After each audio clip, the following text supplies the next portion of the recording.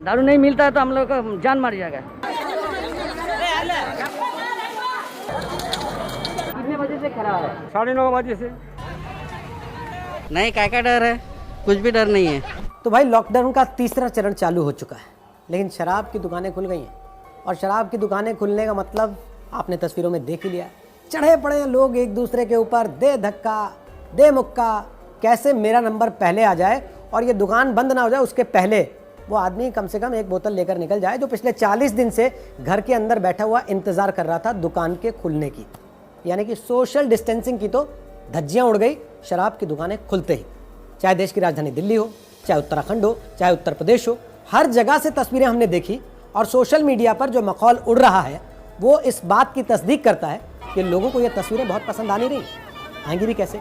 जो आदमी 40 दिन से अपने बीवी बच्चों के साथ घर के अंदर बंद बैठा हो कि सरकार ने बताया है बाहर मत जाना, बाहर जाओगे तो कोरोना कैरियर बन जाओगे या फिर कोरोना अपने घर वालों के लिए भी ले आओगे, वो आदमी अब इन तस्वीरों को देखकर हैरान है कि ये जो लाइनें लंबी लंबी शराब की दुकानों पर लग रही हैं, इनसे लोगों को कोरोना नहीं होगा क्या?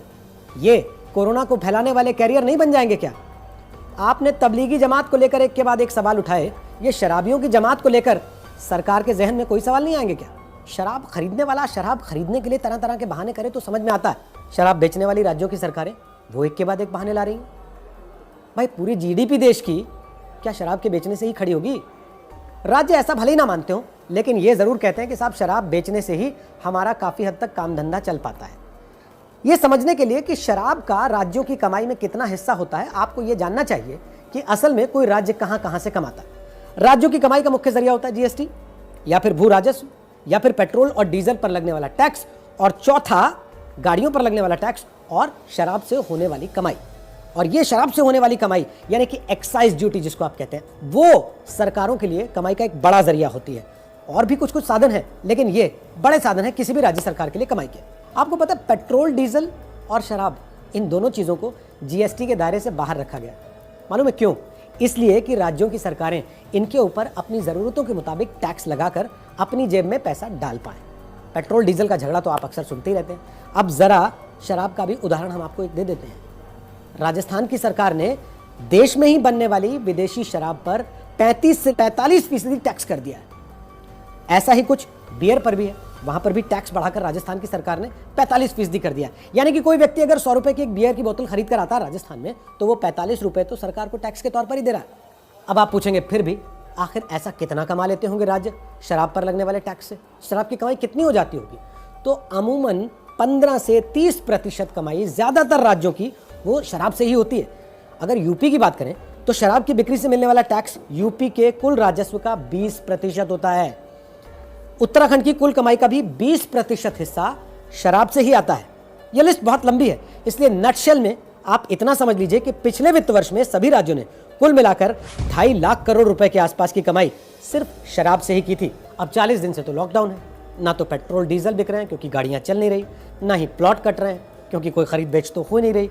ऐसे में सरकारों को सूझा कि कम से कम 40 दिन के बाद शराब की दुकानें ही खोल दें, थोड़ी सी तो कमाई अपनी जेब में आनी शुरू हो।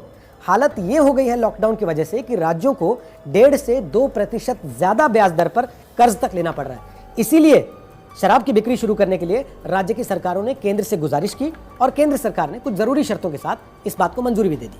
सरकार के हरी झंडी देने की देर थी कि इस देश का एक बड़ा तबका निकल पड़ा सोशल डिस्टेंसिंग की धज्जियां उड़ाकर शराब खरीदने के लिए। प्रधानमंत्री जी टीवी पर आते हैं और नारा देते हैं, जान है तो जहान है।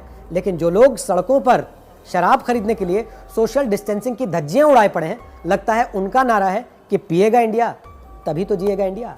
लेकिन जनाब इस बात का ख्याल रखिए, कहीं आपके एक जाम के चक्कर में पूरा देश एक बार फिर कोरोना की चपेट में ना आ जाए।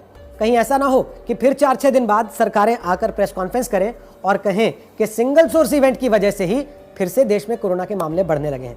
और ये सिंगल सोर्स इवेंट अब क्या हो कि देश के किसी शहर के किसी शराब के ठेके पर कोई आदमी शराब खरीदने के लिए गया था और उसकी वजह से 5 लोग और बीमार पड़ गए। फिर से ऐसी खबरें ना आए कि आज 1,500 नए मरीज आए और वो सब के सब किसी एक ही दुकान से शराब खरीदने के लिए गए थे जहां दुकानदार को कोरोना था।